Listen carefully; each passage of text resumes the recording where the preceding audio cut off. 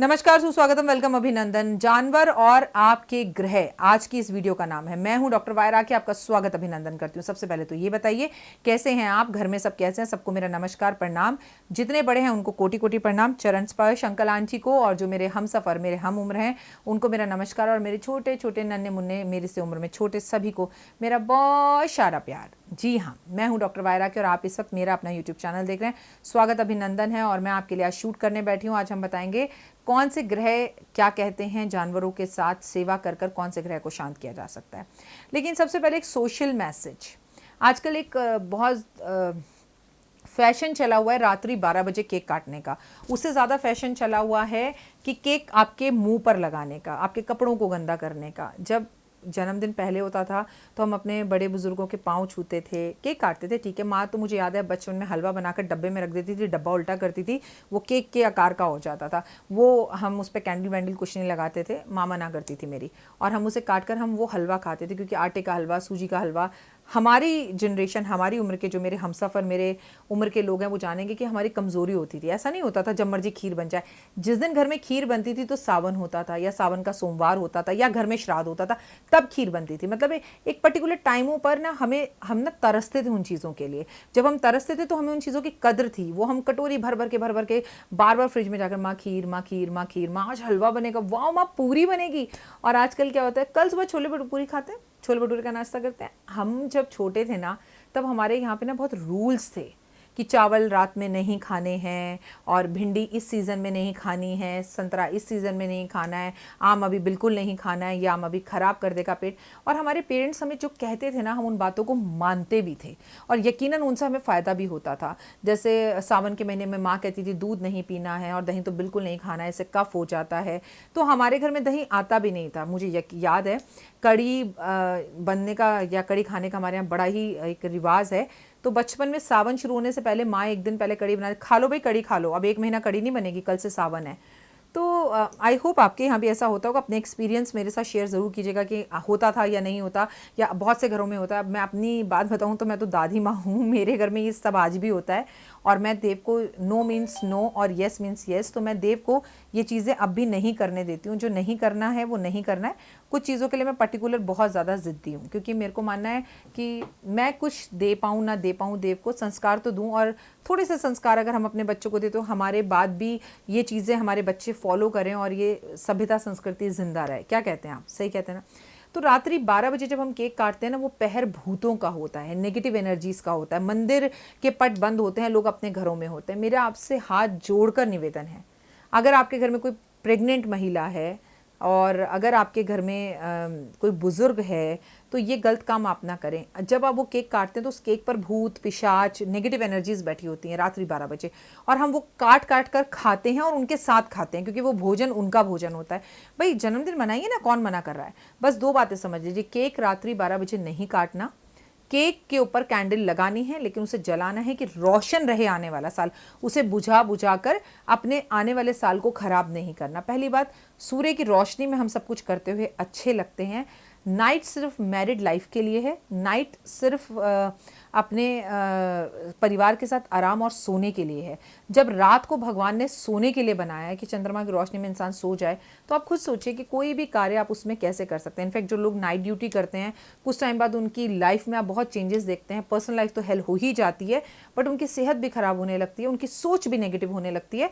और बहुत सारे लोगों ने तो ऐसा तक कहा, राखी जी अब तो मतलब गुस्सा आता है बहुत, और भूत दिखने लग जाते हैं, ऐसा लगता है हर वक्त कोई मेरे साथ है, I am not feeling comfortable. एक टाइम ऐसा है, मैं भी आज तक पर नाइट ड्यूटी कर चुकी हूँ। लक्की आंटी कर मेरा एक शो आता था, वो शो हमेशा रात में 8 बजे रिकॉर्ड होना शुरू होता था और सुबह 7 बजे तक रिकॉर्ड होता था। कपड़े बदल बदल के 7-8 दिन का, 9 दिन का शूट एक साथ ही होता था, आधे आधे घंटे का एपिसोड। मेरी भी हालत बुरी हो जाती, यकीन मानिए। फिर खुद ही मैंने उस चैनल को छोड़ दिया, क्योंकि मुझसे लग रहा था कि अब मुझसे नहीं हो पाएगा। तो अगर आप में से, मेरा परिवार बहुत सारे लोग नाइट ड्यूटी करते हैं, तो आप मुझे बताइए। अगर आप बहुत सारे लोग हैं एक संख्या में, तो मैं नाइट ड्यूटी करने वालों के लिए एक वीडियो बनाऊंगी कि क्या करें और क्या ना करें। लेकिन केक रात्रि 12 बजे ना काटें, फिलहाल तो इतना कर लीजिए। आप जैसा भी कमेंट्स में लिखेंगे उसी हिसाब से मैं वीडियो बना दूंगी आपके लिए। आज जिस विषय पर हम बात करने जा रहे हैं, पहले उस विषय पर जनरल बात कर लेते हैं। सबसे पहले आप जो भी कमाएं, अगर उसमें से कुछ भी धन धार्मिक कार्यों में लगाएं तो आपके ऊपर कभी संकट आते ही नहीं, फिर आपको किसी भी बड़े हवन पूजा पाठ और इन चीज़ों की ज़रूरत नहीं पड़ती। हमें जो प्राप्त होने वाला सुख है या दुख है, हमारे कर्मों के अनुसार ही हमें प्रतिफल देता है। वो सुख अगर अच्छे कर्म होंगे तो लंबे समय तक रहता है, दुख अगर हमारे प्रतिफल कर्म अच्छे होंगे तो वो समय ना जल्दी कट जाता है। भगवान ना उसकी शक्ति दे देता है। हम कहते हैं हे भगवान, बड़ा ही बुरा वक्त था, शुक्र है रब्बा तेरा, तूने निकाल देता। तो आपके कर्मों का प्रतिफल हमेशा अच्छा होना चाहिए, इसके लिए कर्म अच्छे होने चाहिए। बार बार 2020 में मैं आपको यही कह रही हूँ कि 2020 मैच जैसे चल रहा है ऐसे ज़िंदगी चल रही है, ना जाने ऊपर वाला कब किसकी डोर यूं कर कर खींच ले। तो अपने कार्मिक कर्मा को प्लीज़ बढ़ाइए, अपनी मेट्स के साथ, ड्राइवर के साथ, वर्कर्स के साथ please have a good behaviour. अच्छा एक आप जो है ना अपना व्यवहार रखिए, तो that will help you a lot. शास्त्रों के अनुसार गुरु कमजोर हो तो गाय की सेवा करनी चाहिए, राहु कमजोर हो तो पक्षियों की सेवा करनी चाहिए, केतु कमजोर हो तो आपको कुत्ते की सेवा करनी चाहिए, और पृथ्वी तत्व अगर आपका कमजोर हो तो आपको चींटियों को भोजन देना चाहिए, और जल तत्व अगर आपका कमजोर हो तो मछलियों की सेवा करनी चाहिए। आइए इसे अब आपको मैं विस्तार में बताती हूँ, आप ही की लैंग्वेज और भाषा में, जो आपको बहुत हेल्प करेगा।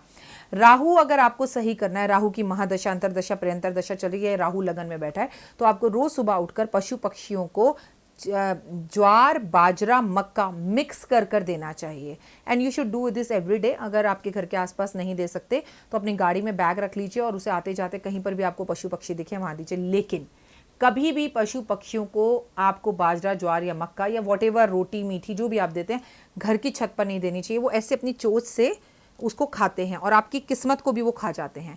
ये हमारे बड़े बुजुर्ग बोल गए हैं। पहले तो देखिए ऐसी छतें ही नहीं हुआ करती थी, छत पर मैक्सिमम लोग सोया करते थे। आपको भी पता है पिंड में, पंजाब में आज चले जाओ तो भी लोग छत पर ही सोते हैं, कोई पंखा कूलर एसी नहीं हुआ करते थे।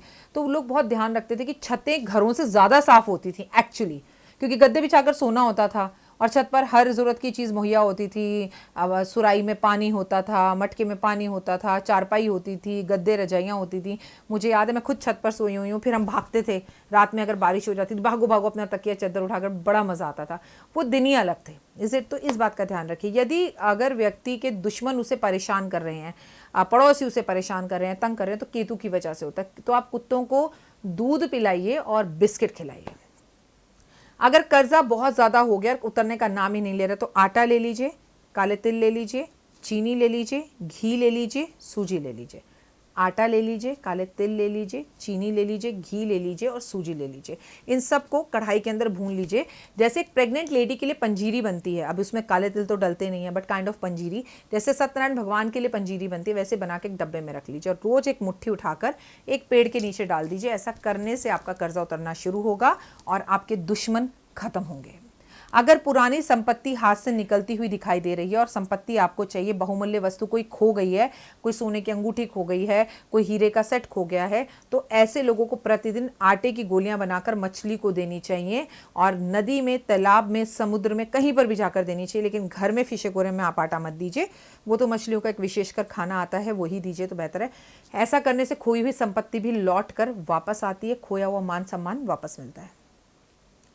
हाथी को केले खिलाने से लक्ष्मी की विशेष कृपा होती है और कोर्ट कचहरी के केस जीतते हैं आप। तो देखिए किस हद तक पशु पक्षी हमारे जीवन के साथ जुड़े हैं। लेकिन हम ये सब कुछ करते हैं, अब मैं आपको बताऊंगी तो आप करेंगे। आप में से कितने लोग हैं, आप बस लिखिए आई एम, मैं समझ जाऊंगी आप लोग हैं। आप में से कितने लोग हैं जो बृहस्पतिवार को चने की दाल और गुड़दान करते हैं, जो बुधवार को गाय को चारा खिलाते हैं, जो कुत्ते को रोज़ दूध पिलाते हैं, जो सोमवार को शिवलिंग पर जल चढ़ाकर थोड़ा सा दूध किसी बच्चे को पीने के लिए दे देते हैं। आई मीन टू से बिना कष्ट के अगर ये सब चीज़ें कर लें तो ये तकलीफ़ का समय आप पर और हम पर आएगा ही नहीं। मैं हूँ डॉक्टर वायरा की। इस वक्त आप मेरा और अपना यूट्यूब चैनल देख रहे हैं। सबसे महत्वपूर्ण जानकारी, 5 मिनट स्टोरीज़ मैंने चैनल सब्सक्राइब किया है, मेरा चैनल लॉन्च किया है और ये 30 मई को किया है। इस चैनल को अगर अभी तक आपने लाइक नहीं किया, शेयर नहीं किया, तो इस चैनल को लाइक कीजिए, शेयर कीजिए और उस चैनल को भी अपना प्यार दीजिए, जहाँ पर मैं आपको कहानियाँ बताती हूँ, ज़रूरी महत्वपूर्ण कहानियाँ जो आपकी ज़िंदगी में बहुत असर डालती हैं। फिलहाल दीजिए इजाज़त, अपना और अपनों का ध्यान रखिएगा। जय माता दी।